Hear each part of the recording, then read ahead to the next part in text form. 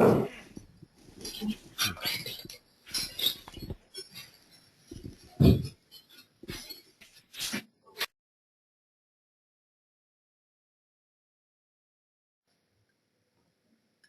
welcome all. My name is Marilena Vrana from the European Foundation Center.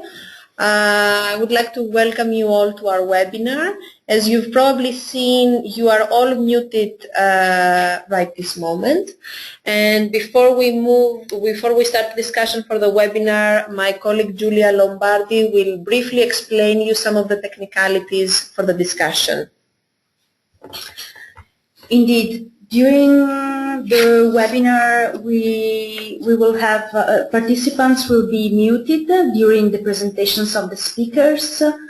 As you see in the slides, you can raise your hands to ask questions. You have a small microphone that if it's green, it means that you can speak, so you are unmuted. If it's gray, you are muted, so you cannot speak, but you can raise your hands and ask questions through the chat.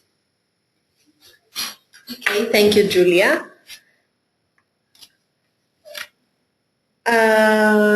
We will wait a few minutes for some more participants to log in.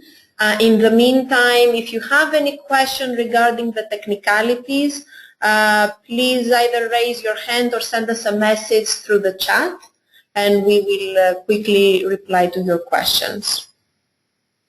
The slide you see also explains the buttons that you can use. So let us know if something is unclear.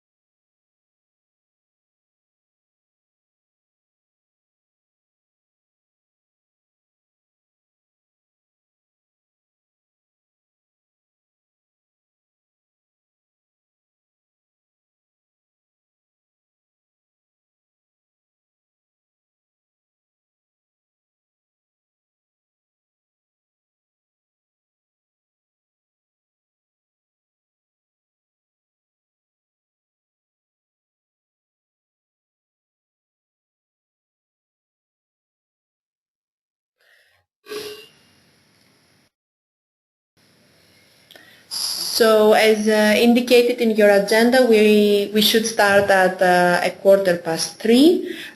We already have several of you logged in. For those that just logged in the webinar, you see on your screens the technicalities. While the speakers are going to be speaking, you will all be muted, so we will not hear any noises from your side. If you have a question to raise, you can raise your hand by clicking the button with a little hand. If you want to pose a question to us, you can also type it on the chat. And we will receive your question. If you're facing any technical difficulties at the moment, feel free to send us in the chat the problem you are facing, and we can immediately reply to you on how you can deal with it. We just have a few more minutes for some of the participants to log in, and we will start as scheduled in 3:15. Thank you.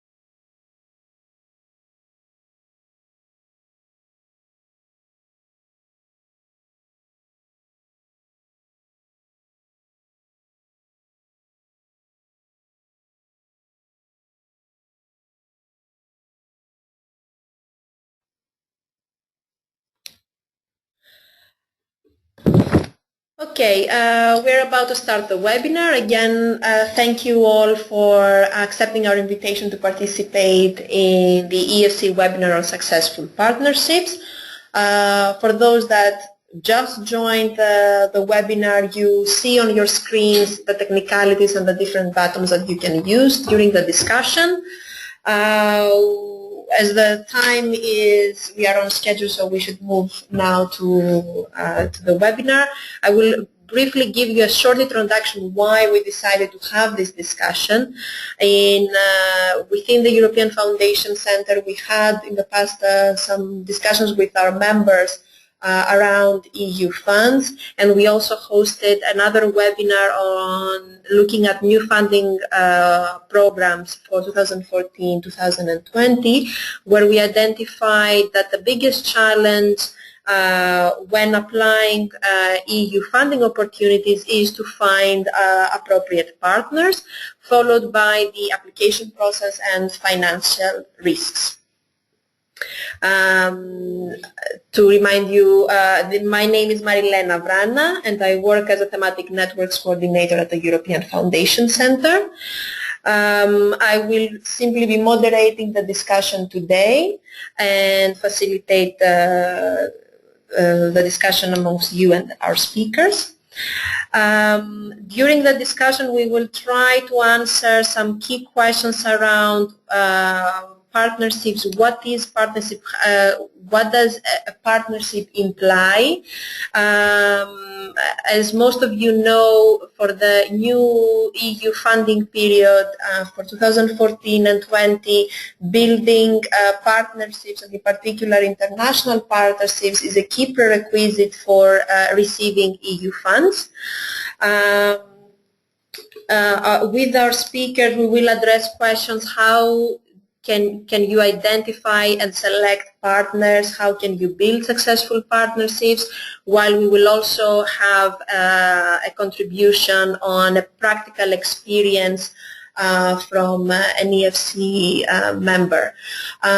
Quickly looking at the agenda, we will have first a short presentation on key factors for successful partnerships. Yes, and followed by a few questions and answers from you, and then we will look at the case study from one of our members, again followed by questions and answers. At the end, we will have a few minutes to wrap up key messages from the discussion, when we will close the webinar.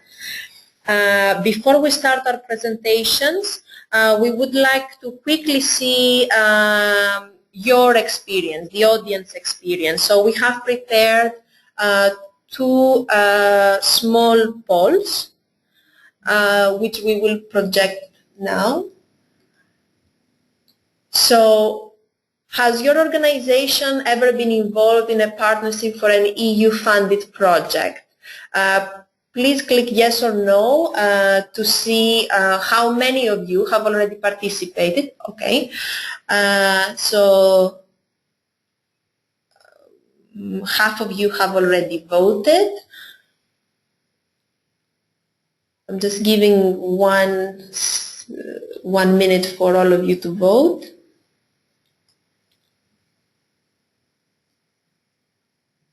Okay, so the majority of you has voted, and we see that 38% has participated in an EU-funded project, while 63% has not participated in an EU-funded project before. Okay.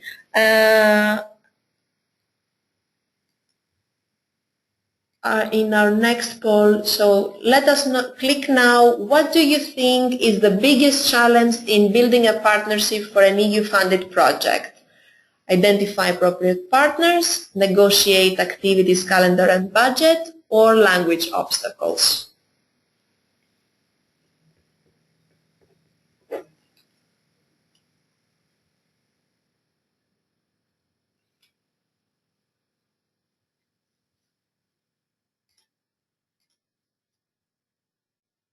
Even if you haven't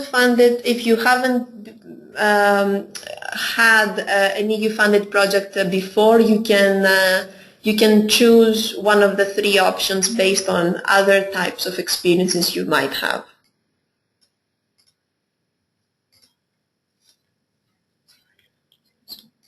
Okay, so 82% of the participants have voted, and as you can all see that the biggest challenge you have all identified is identifying appropriate partners. That's why you're here also, I guess. So now we can move to our speakers. First, we will have a contribution from Alessandra Bianca, who is an independent consultant working also as an international affairs manager at Fondazione Italiana del Notario. Alessandra has a large expertise in the entire project cycle management and extensive experience in EU-funded projects, and is also a trainer for the European Commission, civil society organizations, private sector, and university courses. So she will give us a short overview on the key factors for successful partnerships. We will now share our screen with Alessandra, and we'll give her the floor. Okay. Thank you, Marilena. Thank you also to EFC for having me here today, and good day to everyone. I will try to guide you through very quickly the main ideas related to partnership, because today I suppose you are mostly interested in understanding how we can in fact select successful partners for application to EC grants. So first of all, there are a few questions here that we will try to answer during the presentation today. So we have a prerequisite and questions the fact that partnership is indeed a key concept in several projects supported by the European Commission. But what does it imply exactly? So we will try and explain this a little bit clearer.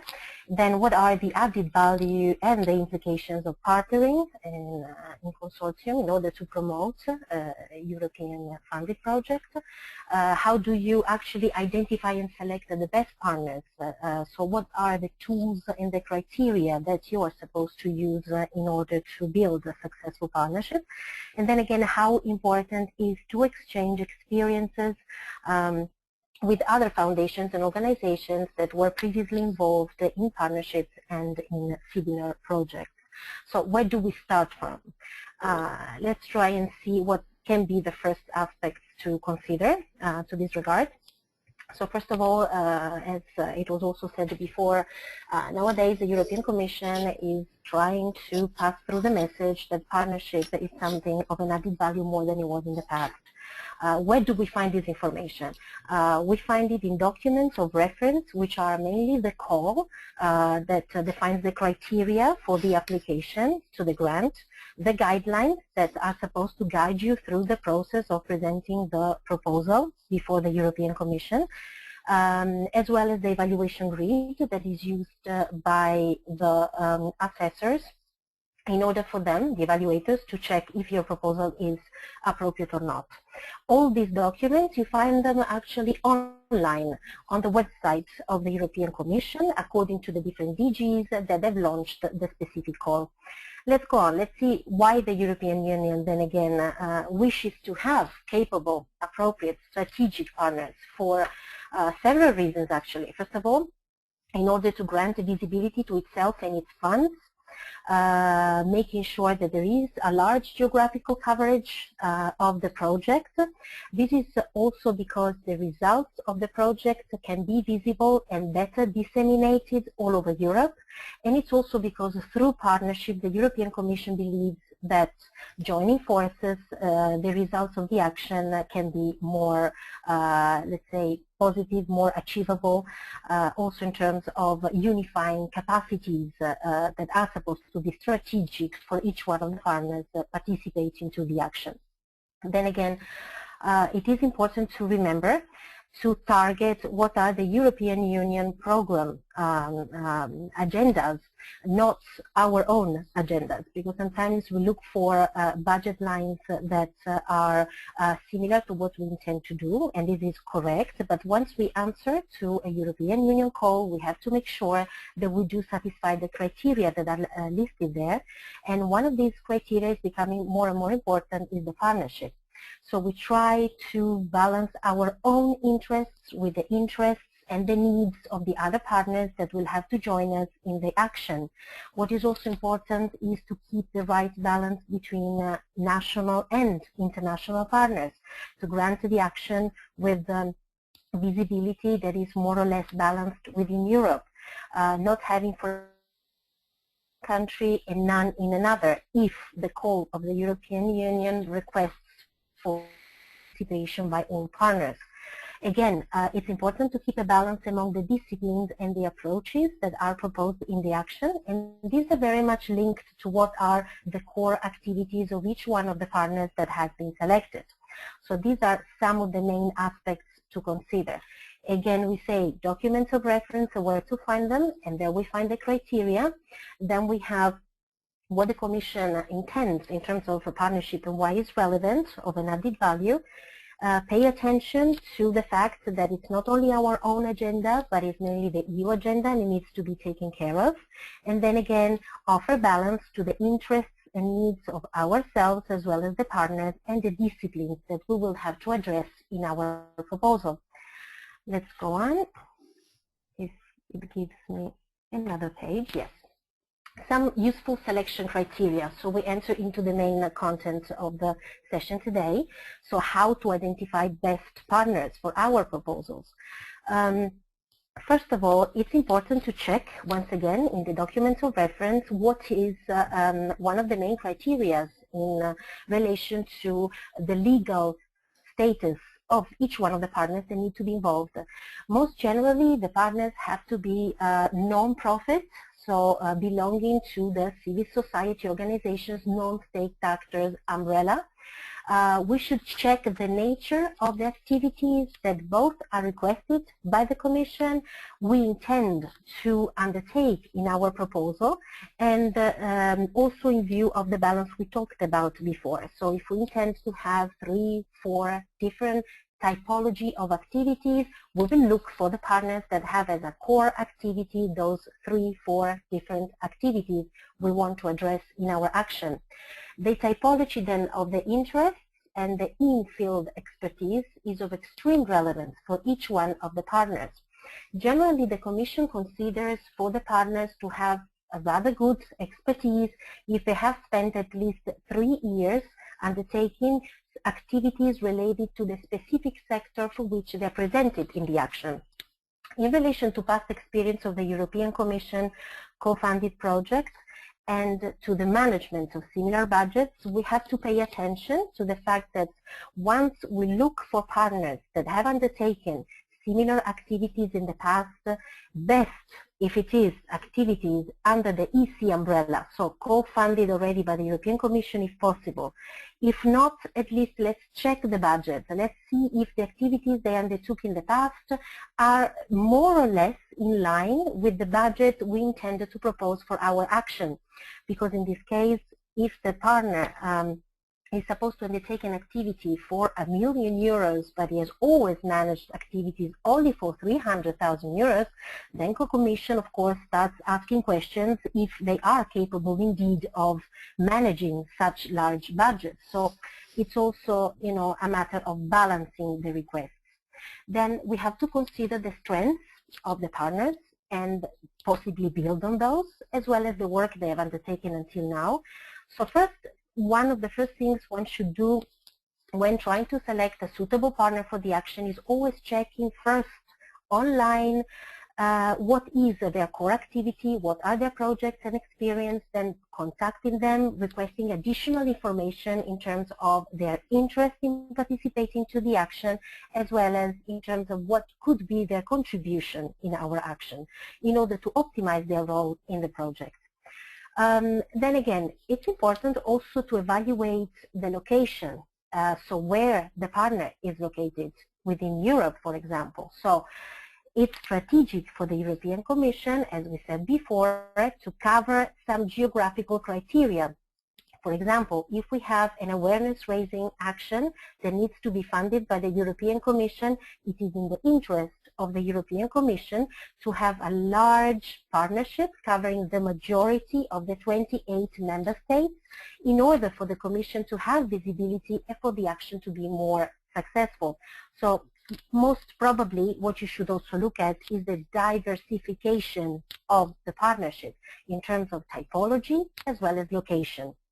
Then let's have a look at the prestige. So it is also relevant for the Commission to see in a proposal that the partnership contains some renowned, well-known partners in terms of previous experience, maybe because everybody knows them in that specific sector, so they are indeed visibly, quite objectively, an added value in the project. So always try to have, as a little tip within your partnership, at least one of the partners that is strategically important in terms of activities they undertake, of course with reference to what you intend to propose. Then we have one of the criteria could be also for selecting a partner to check the interest that is at the basis of this partner to participate in the action. So generally the answer time also shows interest in collaborating. Now let's have a look at some more concrete tools for the selection of the partnership. What is the preparatory work that an organization needs to do in order to get in touch with partnerships? I would rather think of an abstract for the organization to prepare. What could the concept of an abstract be? Let's use the log frame approach for those who are familiar with it, containing all. First, general objective of my action. That is more or less what the Commission requests and is also included in the call. So in most cases, it's a copy and paste exercise. Number two, specific objective of my action, that I would advise you to keep it at one, not have more specific objectives, because the Commission likes to see focus in an action, not to have thousands of activities that do not reach a clear objective in the end. And then I would address the target group. So I want to undertake an action for children in that specific geographical area. My proposed activities, what are the expected results of my action?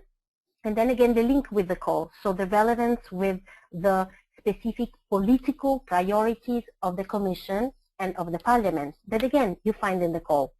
Then a little note on partnership. In these countries, some of them will co-fund the action, some others will not, and they will co-fund it with this amount.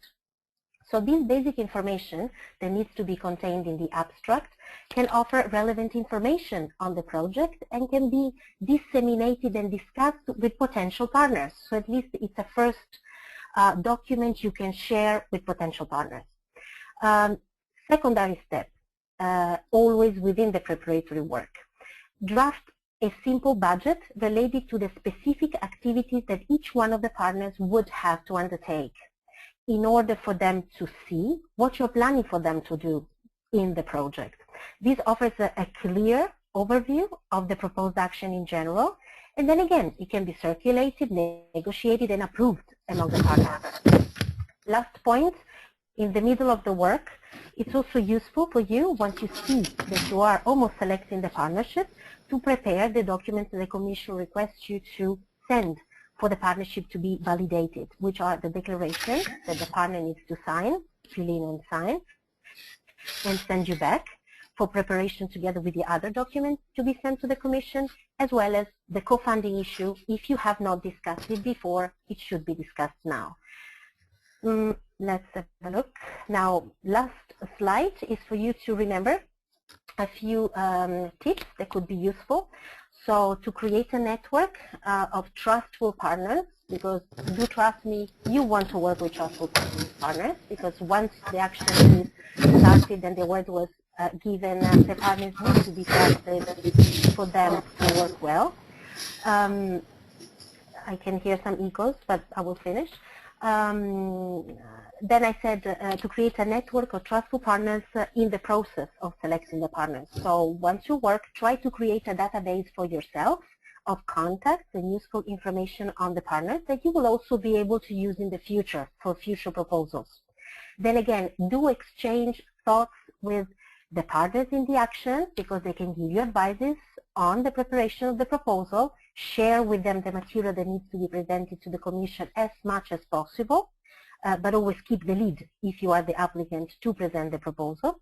And then again, set very clear internal deadlines for the partners to come back to you with the documents you request to have and filled in to be sent to the European Commission.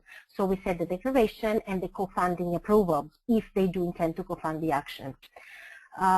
So I cannot get tired to repeat that a good partnership is essential for a good project, because once the action has been awarded, it's only the start of the whole game. So once you have good players, also the game can be successful.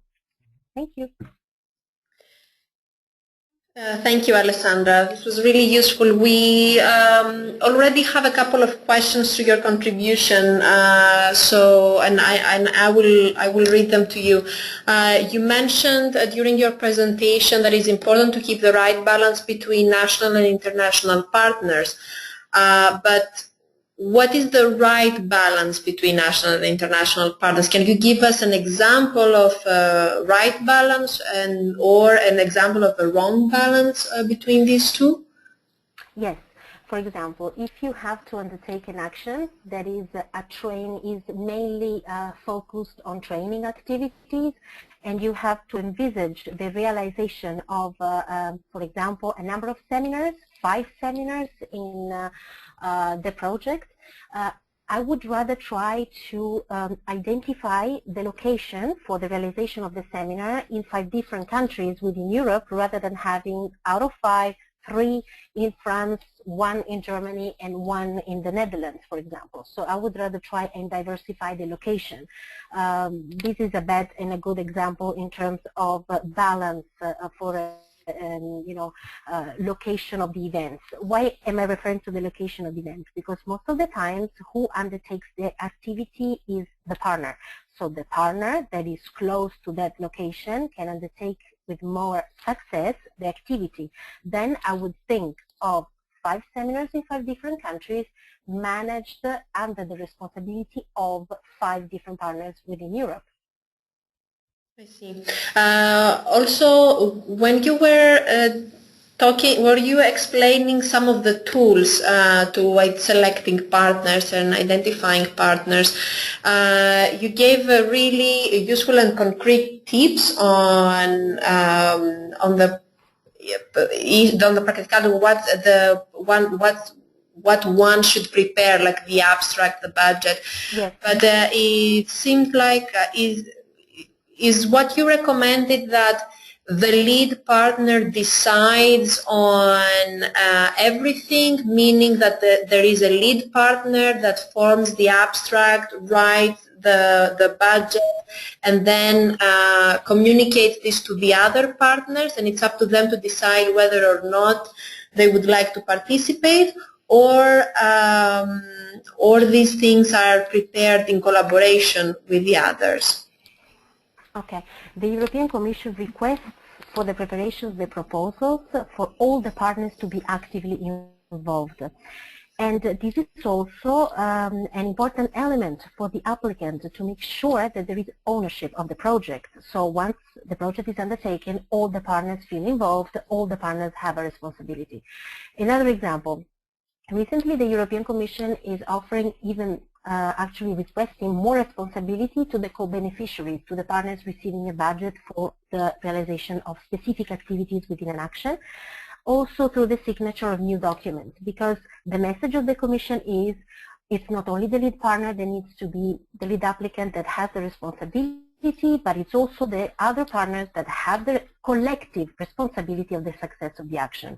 This is to say that most of the times we know, we have to be honest, we don't have a lot of time to prepare the proposals, either because the Commission offered limited time for that, or it's because we don't have the idea, we don't start working in time, or we have lots of other things to do in the meantime.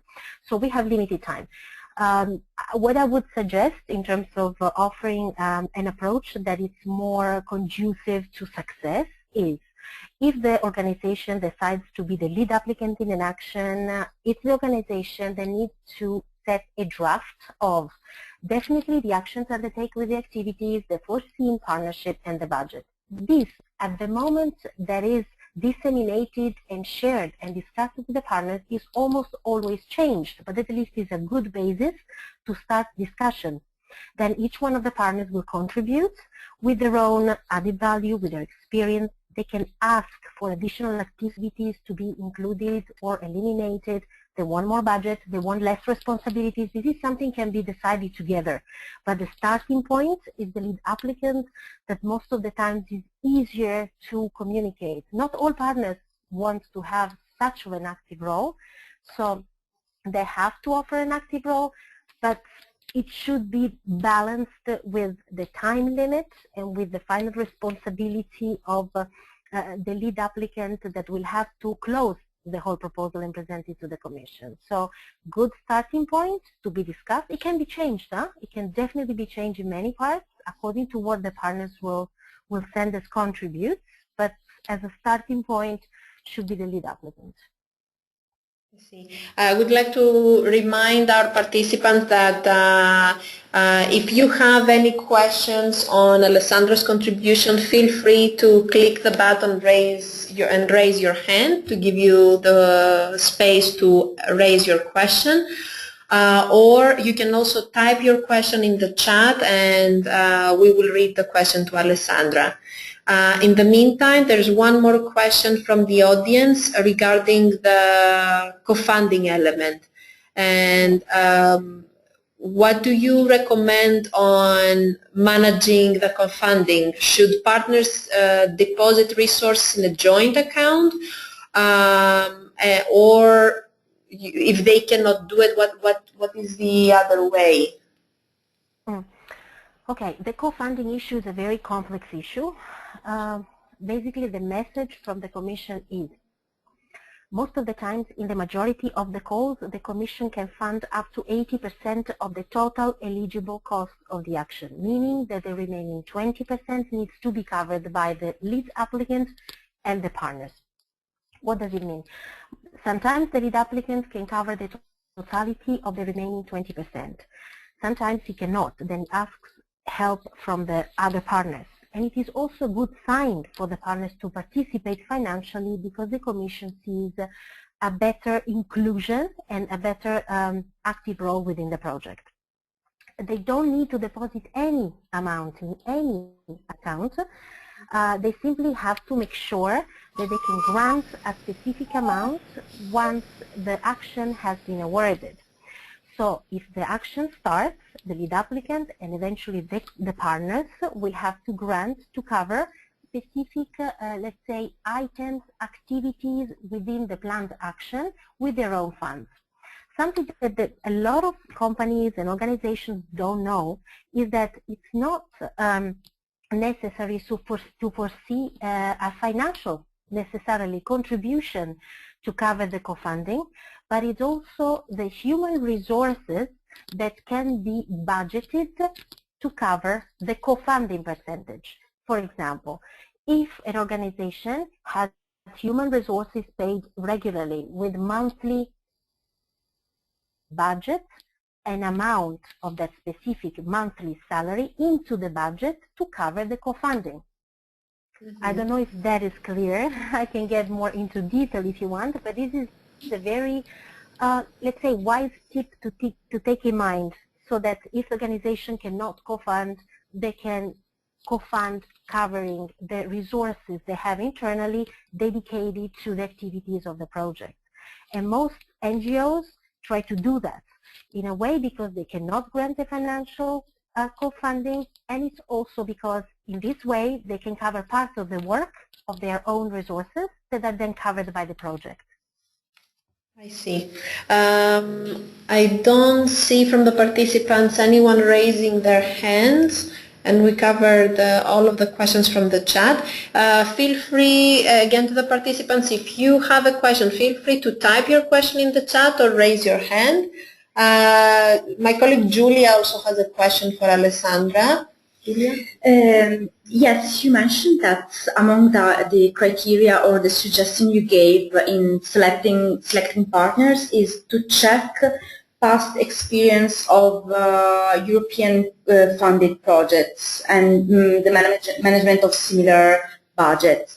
And I was wondering if where we could find this this information beside their website, actually, because not always in the websites of the organization we have the list of the new funded projects. So I was wondering if in the Commission website or in the website of the executive agencies who manage the programs, we could find the list of beneficiaries, or yeah, we could find this information. Okay. So I answer to your question and I go back to that for another reason that maybe can help us clarify also these concepts. The information related to the experience of the partners can be found apart from their own websites and contacting them, of course, from the PADOR system, that is the registration page of the European Commission, where all the partners need to indicate their own previous experience. The point is that not all organizations have access to the PADOR of other partners. So another way to check it is once the Commission awards the contract, they publish the contract online under the specific web page of the DG that is granting the award. There, sometimes, not always, the Commission can also provide information related to past experience that has been indicated by the partners into specific boxes where the Commission in the application form requests information on previous experience. Then again, my advice is always to get in touch with the organization and ask for an abstract of their previous projects. Most of the times, NGOs, also private companies you want to partner with for some grants, they do have this ready, or they can prepare it for you. So simply sending you, an abstract of their previous projects can give you a general idea. But the two main criteria have to be present there, which are the funds they managed before, and then the type of project, what sector they were active in, and possibly for how long and where. I'll go back briefly on your question, Julia, because the importance to give to the previous experience with EC funds as well as in the specific sector are two requirements that are indicated in the evaluation grid that the assessors use to evaluate the proposal. And these you can see, in fact, I actually advise you to go and check it, because for each call that is published by the European Commission, at the end of the call you will find a grid with questions and scores that need to be associated to each one of the questions by the assessors. So don't underestimate that grid. Don't think that it's not for you, but it's for the evaluator to assess your work, because the evaluator will assess your work on the basis of those questions. So you might as well want to check the questions to provide the answer before the question is asked. Mm-hmm. Thank you very much, Alessandra, for your contribution and for answering to one of the questions. It's almost time to pass to our next speaker, but before we do so, really quickly as a wrap-up of your presentation, if you with 3 lines can tell us, like, what do you consider as as key ingredients for a good partnership? What would these be?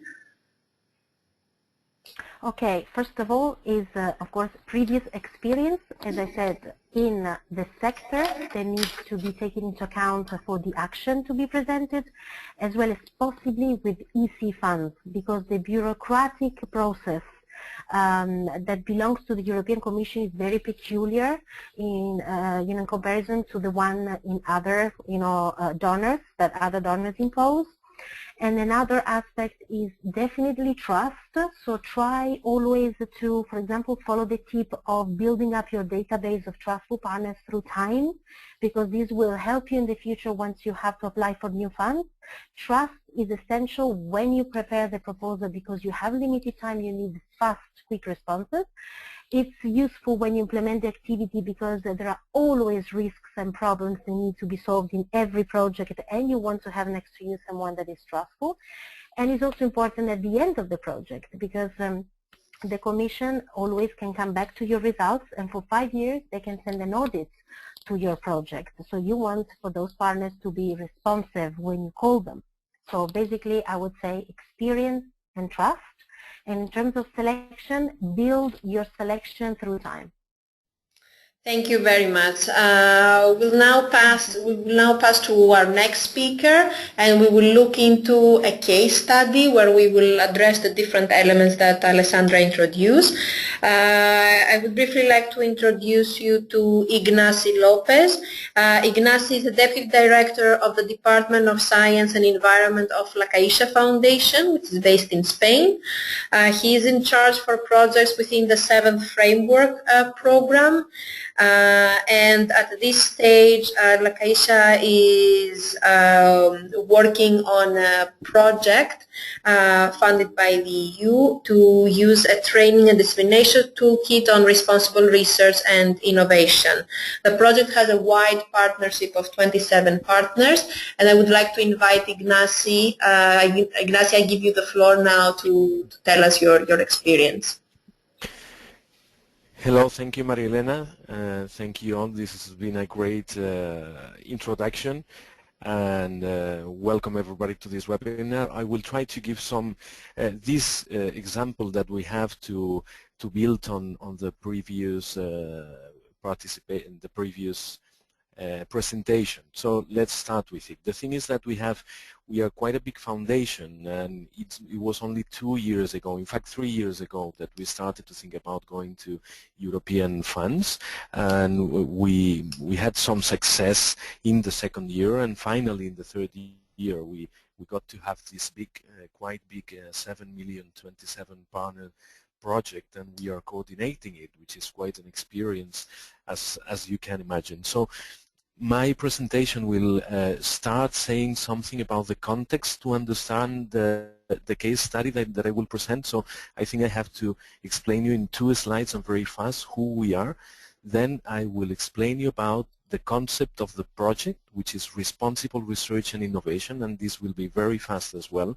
So I can tell you a couple of things about the project and how we build a partnership to get it. And finally, I will have a couple of slides where I will try to wrap up the lessons that we've learned during the building of the partnership, and I'm sure that that will build on what we have just learned in theory. Really, the things that we have heard are the trustful partners through times, and all these things that we've just heard are perfectly fine in my opinion. So I will start with this couple of slides regarding our foundation. It is a big foundation in Spain. It's the biggest in Spain and the second in Europe in expenditure, but I will focus on the programs that I'm responsible of and that the European project help us to enlarge, which is the Science in Society program. We reach 2 million people in Spain with Science in Society activities. We run the Science Museum in Barcelona, and we do traveling exhibitions and so on. So this is, those slides, I will not go through exactly every point of them. So it's just to give you a glimpse on what we are doing, right? And the next slide. So we work in science and society issues. And the next one is the research program. And here I just put some research centers that we are working with. In all Spain, we have open calls, and we have bilateral agreements with many universities and research centers to do basically biomedical research, but as well social sciences and the humanities. So this is what we do in science. We take care of the relation of science with society, which is a very important thing as well in the which is as well in the EC agenda, and we fund research. And this is why we've been little by little taking more and more interest in this concept of responsible research and innovation that I will introduce to you right now. So the Commission in the new Horizon 2020, which is the new program, framework program for science with funds up to 80,000 million euros for the next 7 years, from 2014 to 2020, has decided that science should be done more with society and for society. So here I have just two quotes from the Minister of Science of Denmark, for example, that we do not only have to do the best science in the world, in Europe, but we have to do the best science for the world. And to get to that, we have to have a thoughtful dialogue between science and society. We have to take care, and this is not in my slide, but we have to take care of gender equality. We need more scientists in Europe, but we need as well that more women are involved in science, because the rate of full professor, woman full professor is very low, and so on. So there are many things of the relation of science and society that have to be tackled. And here you can see that our own strategy, our foundation Lacache strategy, goes quite along with the European Commission strategy, and that's a good thing. You have to find the ways, as we've been said before. It is not about your own agenda, but you have to find the ways of synergies between your agenda and the European agenda, of course. So responsible research and innovation is a new way of doing research. It is a transparent, interactive process by which societal actors and innovators become mutually responsive. I will not read it all, but it is about the acceptability and sustainability of the innovation process. So in one word, it's doing science with society and doing science for society. I won't go further with this. Last slide in relation to that is that we are not alone in Europe regarding that. This is a slide from the National Science Foundation in the United States about responsible research in action as well. So they are as well taking care of this. This is a movement that is going through many parts in the world, and Europe is as well, of course, involved in it. So now let's go to our project, the one that we managed to coordinate. There was a call. There's a couple here of lines of the call of the 7th framework program of science, which finished last year. And the thing is that they want the Commission to raise awareness on responsible research and innovation among all societal actors, so civil society, researchers, policymakers, business, and so on. And that should be implemented through the production and the use of a responsible research and innovation training and dissemination toolkit. So that means that we have to develop digital tools to implement responsible research and innovation. And they said as well in the call that these trainings had to cover the maximum of the 27 EU member states and some associated countries too. So this was quite a challenge. Basically, in a nutshell, we see that we have to, the call wanted a project that created innovative tools, that did transformative learning, and did a wide dissemination of the concept through Europe. With that in mind, we started to build a consortium, and as we heard before, we had first ideas that we shared with trustful partners as the European Foundation Center itself and some other partners in Europe that we know. As you could see before, and that might be important for the project, we are a foundation, but we run as well a science museum. So we have experience, let's say, in research funding through private money, so through a foundation, but we know what the Science Museum is, and that's important because of the knowledge of the sectors and the previous experience that we had in those both sectors. So going back to this was a big challenge, and we started to build a consortium, and this is in this slide I will explain how we did it. I'm still here, just 1 second. So the first thing to do that, as you can see, was quite a challenge. We had to have the academy with us, the people that has been working with the concept at academic level, and we went through to the UCL, University College London, and then to the university, Free University in Amsterdam. They are the people that have been developing the concept of responsible research and innovation. We had some experience with Amsterdam University because we had participated with them in one previous EU project. We needed as well somebody that knew about social innovation, and this is a Center for Social Innovation in Vienna that had a partnership with the coordinator of these projects is ourselves, the Foundation La Caixa, but as well one of our research centers.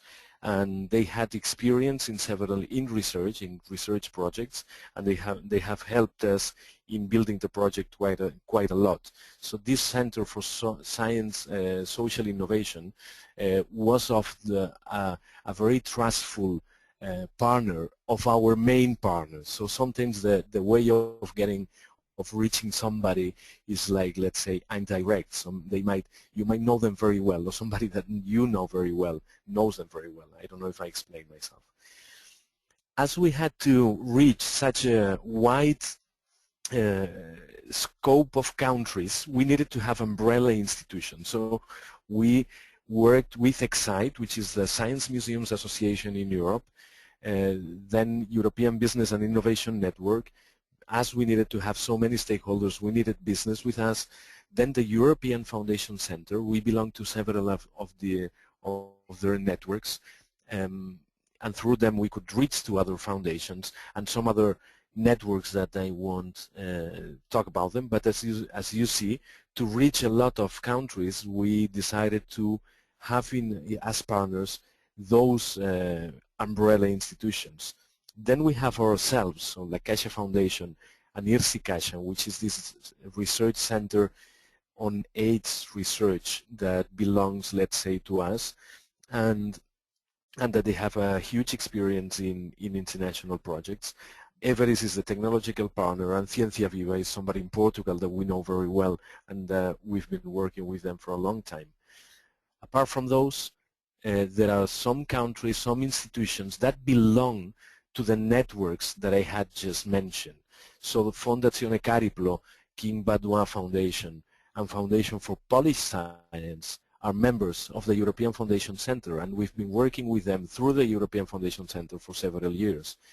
And the rest of the partners, those that you can see here, are members of Excite, which is the other umbrella institution that we belong to, and which has helped us to build the partnership as well. And just to finish about the project, we created 19 responsible research and innovation hubs that will cover 30 countries. They call us to cover the maximum of the 26 countries and associated partners, and we are covering 30 countries of the European Union and associated countries. And we'll go through a first analysis phase, then we will build the toolkit, and finally we will do the training and advocacy, of course doing the coordination, management, evaluation, and the dissemination phases of the project. So this is the project in a nutshell, and the partnership. If we move to the next slide, we can see in another order the same structure of partners. As you can see, members, as I said, from very different stakeholders group that should be involved in what the project envisages that research and innovation should become. I won't go through every one of them, but if you have any question later, we can go back to this slide at any time. So finally, if we go to the lessons learned, the presentation before was really great for that, but I will give you my own thoughts on this.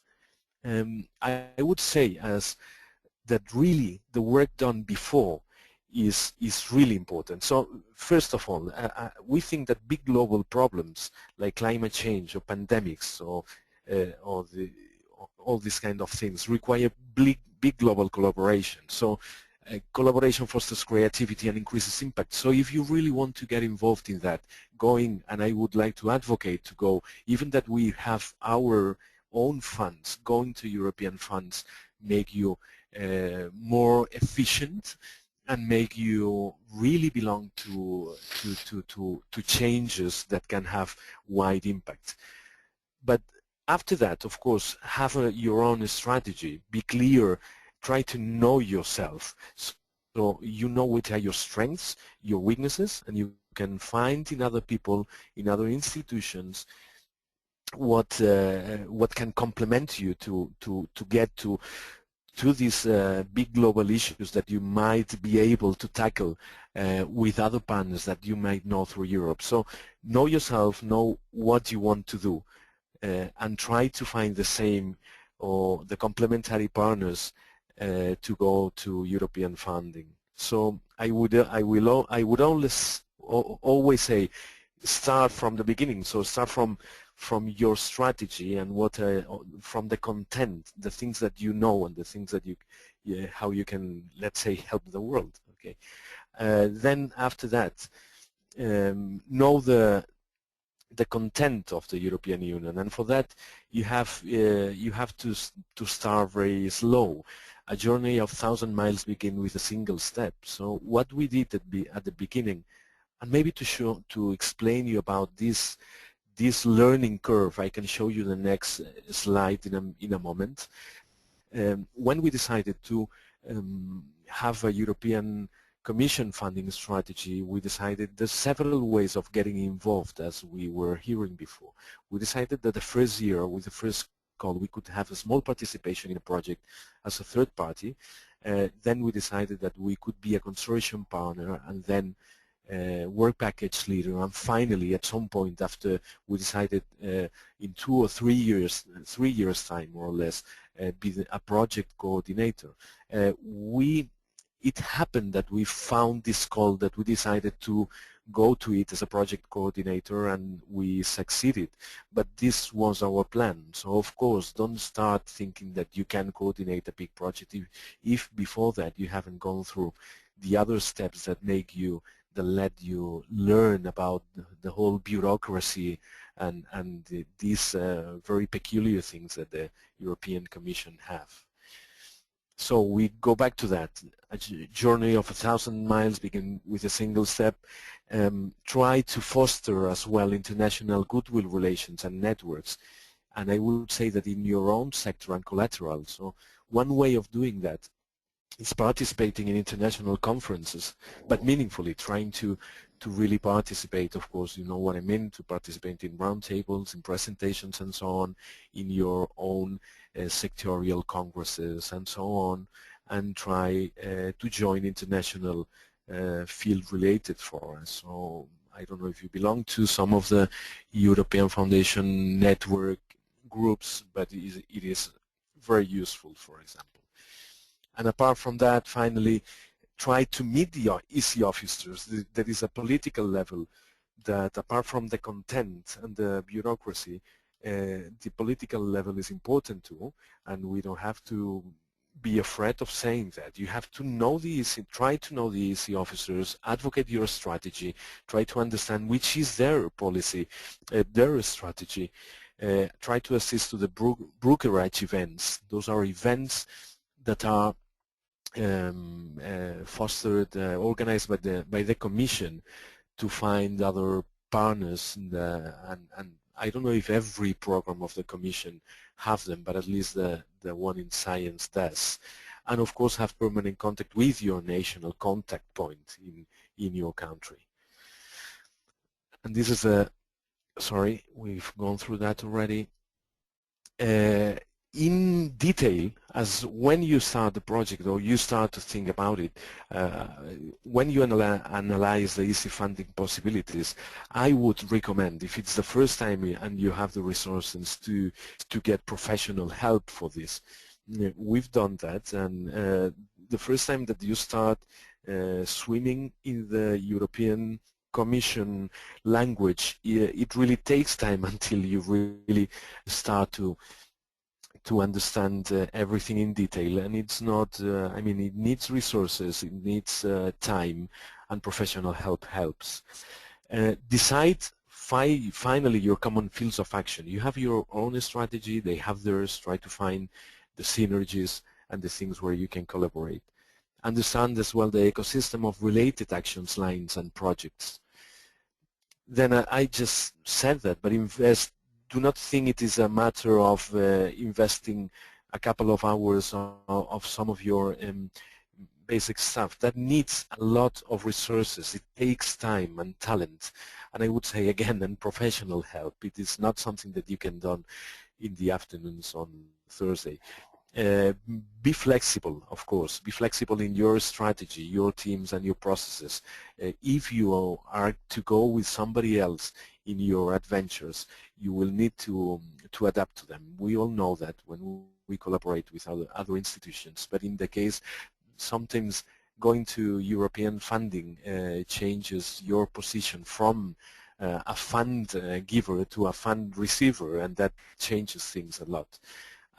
Be generous as well, so you be ready to share your impact, because if you collaborate, you will need to share brand impact as well, so you have to be ready to that.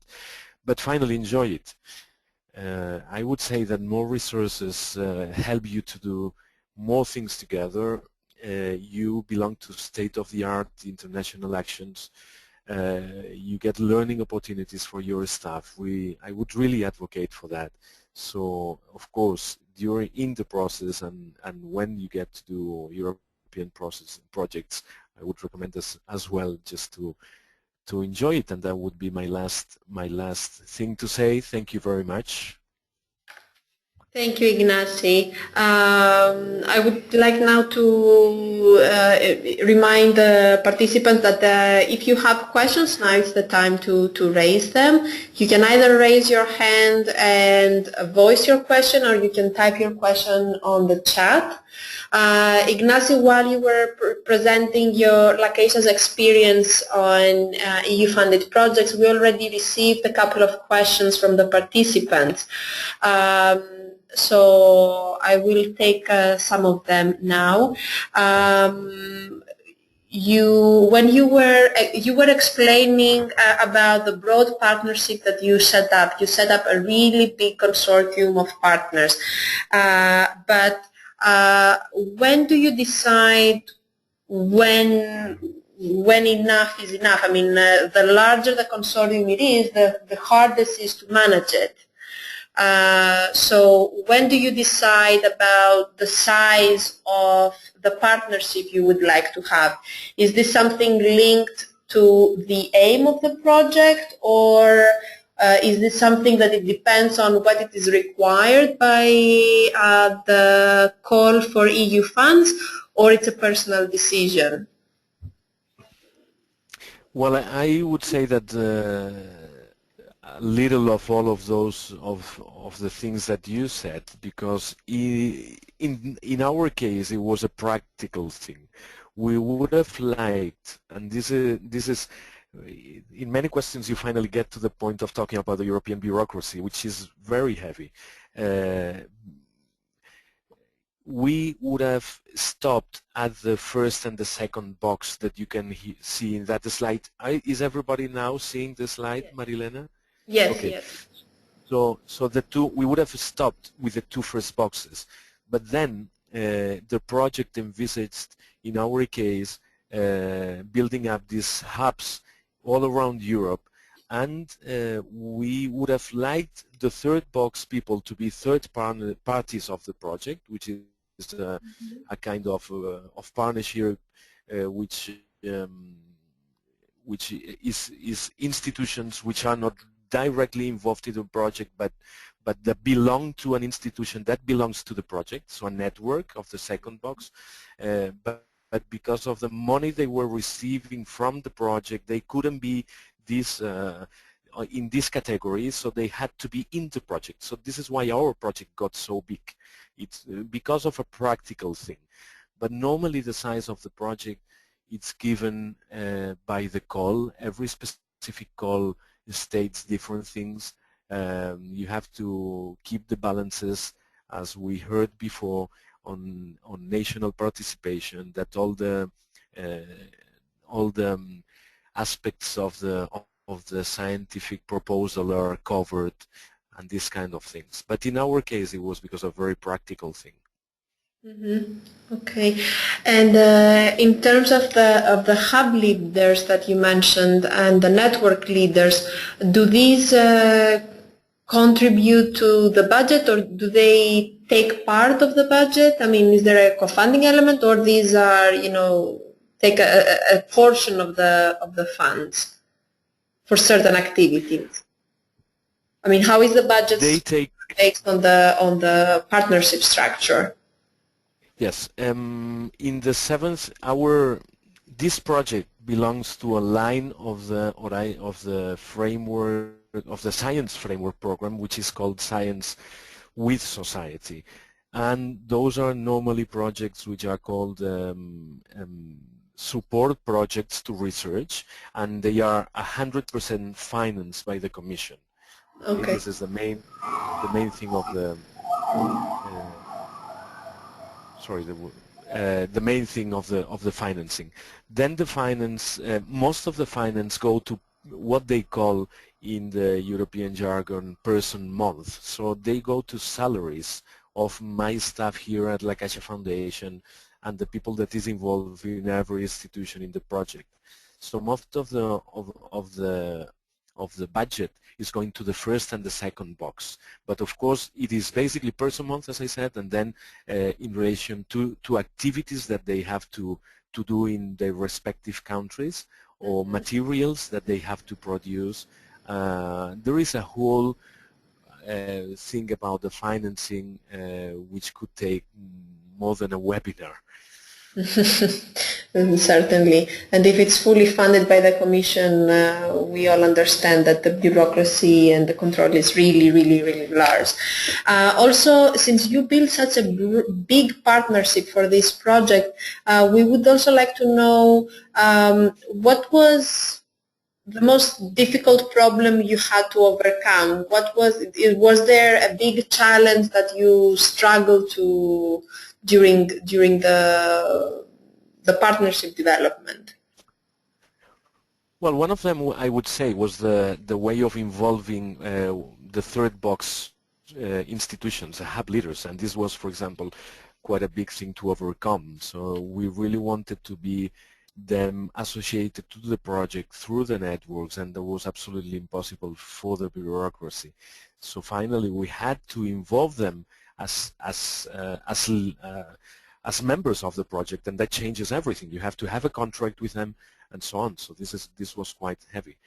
In fact, I was saying, one of the things I said, that building trust with institutions, as it was said before, is absolutely critical to this. And with some of them, the ones that belong to the EXCITE, which is the Association of Science Museums, and the European Foundation Center, we already knew them from long. So I would say that was one of the easy parts of the thing, which is important to know as well. So build trust. Again, I would underline the recommendation of the previous presentation.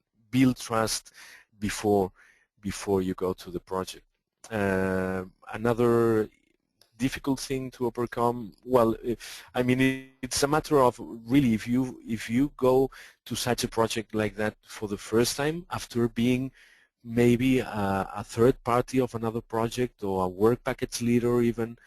The first time you are the leader, things change a lot. I mean, you are the one that leads the thing, so you have to motivate every institution to be aligned with you, and sometimes it's not that easy with everybody. There are some that are easily aligned, some others that not so much.